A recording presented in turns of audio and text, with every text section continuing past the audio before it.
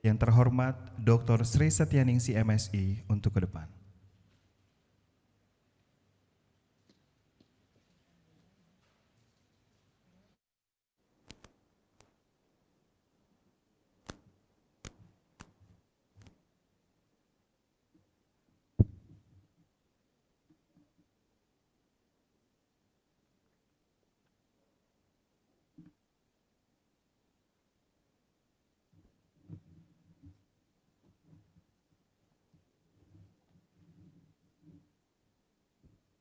Bismillahirrahmanirrahim. Assalamualaikum warahmatullahi wabarakatuh. Yang terhormat Direktur Sumber Daya Dikti Kemenristek Dr. Muhammad Sofwan Effendi, Kepala LL Dikti 4 Dr. Samsuri MT, yang terhormat Ketua Yayasan Pakuan Siliwangi Bapak Haji Subandi Al-Masudi, SHMH beserta jajarannya, Pembina Yayasan Pakuan Siliwangi Bapak Dr. Trisna Darmawan Konaifi, Ketua Senat dan anggota Senat, Rektor Universitas Pakuan Bapak Profesor Dr. Pipin Rubini MPD, para Wakil Rektor, para Dekan, Kepala Biro dan Lembaga di lingkungan Universitas Pakuan dan para Dekan, serta para tamu undangan yang saya hormati.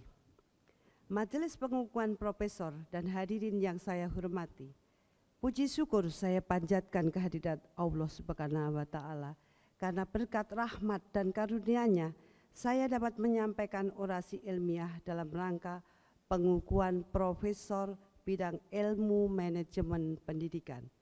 Sungguh merupakan anugerah dan karunia yang tak terkira bahwa pada akhirnya jabatan fungsional tertinggi ini dapat saya raih. Orasi ini memaparkan pemikiran saya sebagai salah seorang dosen yang ikut melaksanakan kegiatan Tridharma Perguruan Tinggi dan tergerak hatinya untuk berkontribusi memperbaiki keadaan yang terkait dengan mutu penelitian perguruan tinggi di Indonesia. Oleh karena itu, orasi ilmiah ini saya beri judul POP SDM, suatu pendekatan penelitian komprehensif dalam penguatan sumber daya manajemen. Majelis Pengukuhan Profesor dan hadirin yang saya hormati, globalisasi yang terjadi pada abad ini berakibat pada perubahan keseluruhan kehidupan masyarakat, tidak terkecuali sektor pendidikan. Pada era ini, pendidikan harus dapat menyikapi, mengantisipasi perkembangan yang serba cepat dan perkembangan masyarakat berbasis ilmu pengetahuan mutlak diperlukan. Oleh karena itu, inovasi berbagai metode dan model penelitian yang sejalan dengan kerangka kualifikasi nasional Indonesia harus juga dikembangkan. Keberadaan KKNI secara nasional diharapkan akan mendorong pengembangan keterampilan para dosen untuk memfasilitasi mahasiswa dalam peningkatan kualitas disertasi dengan menghasilkan kebaruan-kebaruan. Unsur kebaruan penelitian disertasi hakikatnya merupakan hasil penelitian yang telah dilaporkan ke masyarakat setelah melalui beberapa tahapan yang dilalui oleh seorang calon doktor, sehingga diharapkan karya akhir itu berkualitas.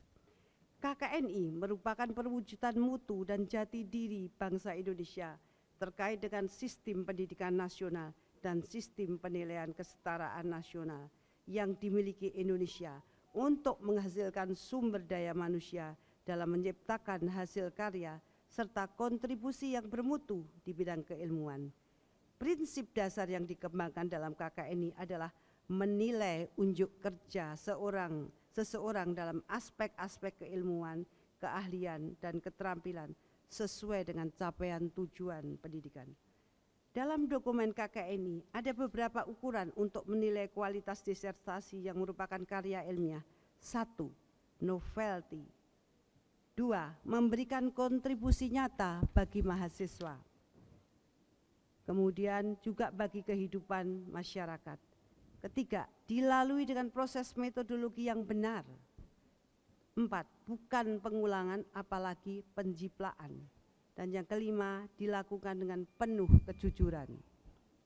Novelty penelitian sangat penting sebagai tolak ukur karya ilmiah, menuntut kita untuk selalu mengetahui perkembangan terbaru. Majelis Pengukuhan Profesor dan hadirin yang saya hormati, saya merasa perlu untuk memberikan warna yang baru di dalam penelitian di bidang manajemen pendidikan yang saat ini masih banyak menggunakan pendekatan lama yang kecil kemungkinan untuk menemukan kebaruan hasil penelitian. Pendekatan pemodelan dan optimasi penguatan sumber daya manajemen disingkat POP-SDM merupakan suatu gagasan pendekatan penelitian dimulai dengan penelitian eksploratori kualitatif yang kemudian dikomunikasikan dengan pendekatan penelitian deskriptif kuantitatif atau kausal kuantitatif.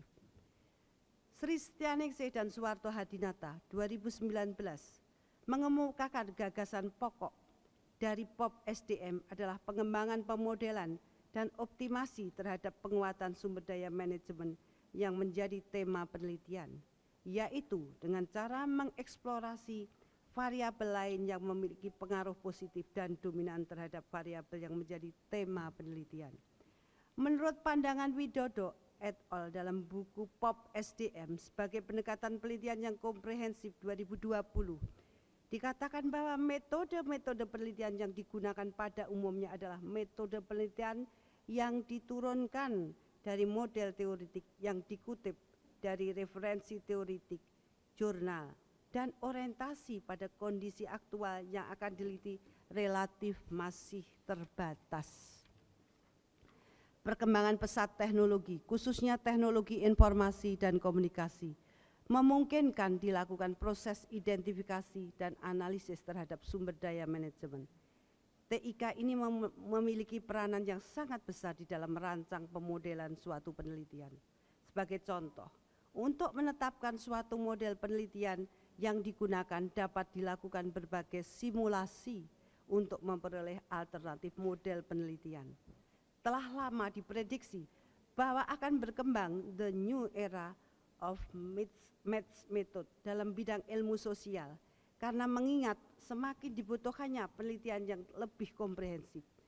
Penelitian yang memberikan hasil yang komprehensif lebih memungkinkan dilakukan melalui penelitian menggunakan match method bukan dengan single method.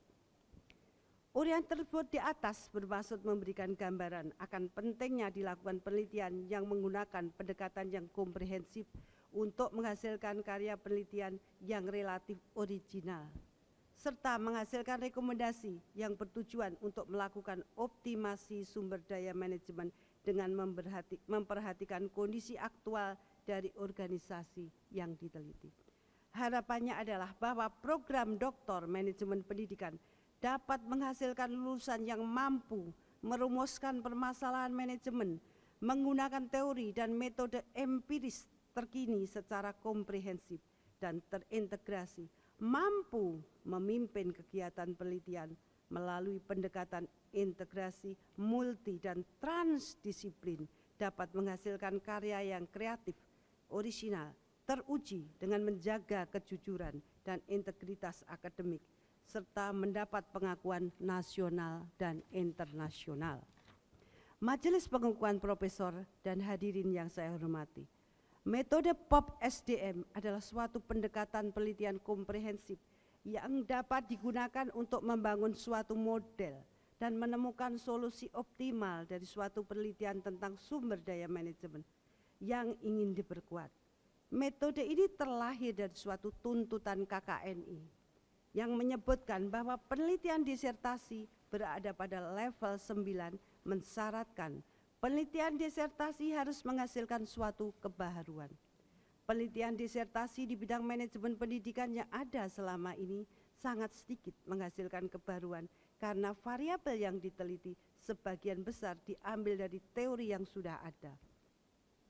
Untuk mengatasi hal tersebut, dalam POP-SDM, variabel yang akan diteliti tidak diambil dari teori, tetapi digali langsung di lapangan, sehingga besar kemungkinan dapat ditemukan kebaharuan sesuai dengan keadaan dan budaya masyarakat di lingkungan tersebut. Dalam suatu pemodelan dan optimasi penguatan sumber daya manajemen, sebagai pendekatan penelitian yang komprehensif, dan Widodo Sunaryo, Sri Setianingsih, dan Suwarto Hadinata tahun 2020. Diuraikan langkah penelitian yang terdiri dari langkah-langkah kuantitatif dan langkah semi kuantitatif. Pada langkah kualitatif digunakan untuk menggali data di lapangan sehingga diperoleh hipotesa penelitian. Secara lebih lengkap tahapan dari metode POP SDM seperti yang terlihat pada slide dan diawali dengan langkah kualitatif tahap 1 sampai tahap 4, yaitu research time, pre-modeling, modeling, pre-model test. Selanjutnya tahap 5 sampai tahap 6 adalah langkah kuantitatif, di mana model tes dan model organisasi yang terdiri dari beberapa tahapan. Dan kemudian tahap yang ketujuh merupakan optimal recommendation. Secara lengkap langkah kualitatif dapat dilihat di dalam buku orasi saya, dimulai dari penelitian pendahuluan sampai ditemukan hipotesis penelitian. Hipotesis penelitian yang didapat ini kemudian diuji pada langkah kuantitatif dengan PET analisis atau metode SAM-PLS atau metode yang lain. Setelah hipotesis penelitian teruji, selanjutnya dilakukan analisis indikator dengan menggunakan metode analisis Sitorem yang digagas dan ditemukan oleh Profesor Suwarto Hadinata, yaitu Scientific Identification Theory to Conduct Operation Research in Education Management. Pada analisis Sitorem, di dalamnya terdapat langkah semi kuantitatif. Pembobotan indikator dengan memperhatikan aspek cost, benefit, urgensi, dan important yang dilakukan oleh expert atau pakar. Dengan langkah penelitian yang lengkap diharapkan POP SDM menjadi suatu pendekatan penelitian yang dapat memberikan hasil penelitian yang komprehensif. POP SDM dilakukan dengan tahapan sebagai berikut. Pertama, eksploratory terhadap variabel yang diduga mempengaruhi tema penelitian secara langsung di lapangan. Kemudian penelitian yang dilakukan metode proses pengembangan model teoretik yang komprehensif, serta penelitian yang menghasilkan upaya optimasi terhadap indikator-indikator variabel penelitian yang diteliti. Yang terakhir adalah pendekatan penelitian ini merupakan hasil pemikiran out of the box sehingga diharapkan memiliki nilai kreatif dari segi metodologis. Pendekatan POP SDM ini melalui implementasi diharapkan merupakan karya kreatif original dan dapat diuji berdasarkan kaidah ilmiah yang berlaku. Majelis pengukuhan profesor dan hadirin yang saya hormati, contoh penerapan metode POP SDM dalam suatu penguatan saya ambil adalah penguatan kepemimpinan melayani. Kepemimpinan melayani dianggap merupakan penelitian yang relatif baru di bidang studi kepemimpinan dan memiliki referensi penelitian yang relatif kurang untuk mendukung filosofi. Oleh karena itu, riset gap dari penelitian ini harus dipenuhi dengan menyelidiki pengaruh dari kepemimpinan melayani pada variabel lain. Kepemimpinan melayani berhubungan dengan masalah utama, yaitu mengenai etika, kebajikan, moral. Kepemimpinan melayani sebagai suatu alternatif untuk kesuksesan di dalam mengelola institusi pendidikan. Hal ini cocok untuk diterapkan di dunia pendidikan karena kalau dipandang dari sisi budaya, maka kepemimpinan melayani sesuai dengan budaya Indonesia yang tidak mementingkan diri sendiri. Hal tersebut juga sesuai dengan semboyan Ki Hajar Dewantara yang sangat terkenal. Ing ngarsa sung tulodo, ing madya mbangun karsa, tut uri handayani. Ini memberikan arahan sebagai seorang pendidik dalam strategi pengambilan keputusan. Pemimpin harus dapat menjadi contoh, memberikan semangat dan memberikan motivasi kepada para pengikutnya. Disertasi tentang kepemimpinan melayani dilakukan oleh Andi Hermawan, mahasiswa doktoran dan program studi manajemen pendidikan yang dibimbing oleh Profesor Dr. Suwarto Hadinata dan Profesor Dr. Sri Setianingsih sebagai kopromotor, menghasilkan luaran penelitian sebagai berikut. Pada tahap penelitian kualitatif, ditemukan variabel berpengaruh positif dan dominan terhadap kepemimpinan melayani, yaitu komitmen organisasi, motivasi kerja, kecerdasan aversity, kepribadian proaktif, dan teamwork. Dan ini sudah mungkin penelitian yang out of the box, karena selama ini kita menggunakan metode dari Colquitt referensinya. Oleh karena itu, analisis data yang dilakukan setelah dikonfirmasi kepada expert dihasilkan model konstelasi pengaruh antar variabel penelitian seperti terlihat pada slide yang tertampang dan di dalam buku orasi. Kemudian dari poin 2 dan 3 di atas diturunkan hipotesis penelitian bahwa terdapat pengaruh langsung positif dan pengaruh tidak langsung positif antara komitmen organisasi, motivasi kerja, kecerdasan aversity, kepribadian proaktif, dan teamwork terhadap kepemimpinan melayani. Hipotesis penelitian pada poin 4 di atas kemudian diuji dengan menggunakan analisis jalur pada penelitian kuantitatif dan dihasilkan pengaruh antar variabel seperti terlihat pada gambar. Hasil penelitian menunjukkan ada 16 indikator yang dipertahankan, di antaranya daya tahan terhadap kesulitan dan seterusnya. Dan urutan prioritas yang diperkuat dan diperbaiki ada 17 di antaranya sikap mengendalikan kesulitan dan seterusnya. Majelis pengukuhan profesor dan hadirin yang saya hormati, mencermati paparan yang saya sampaikan dalam orasi ilmiah ini, sudah saatnya kita semua untuk terus mengembangkan kreativitas dan inovasi di dalam penelitian disertasi, sehingga persyaratan yang tercantum dalam kerangka kualifikasi nasional Indonesia dapat dipenuhi, yaitu adanya kebaruan dari penelitian yang dilakukan.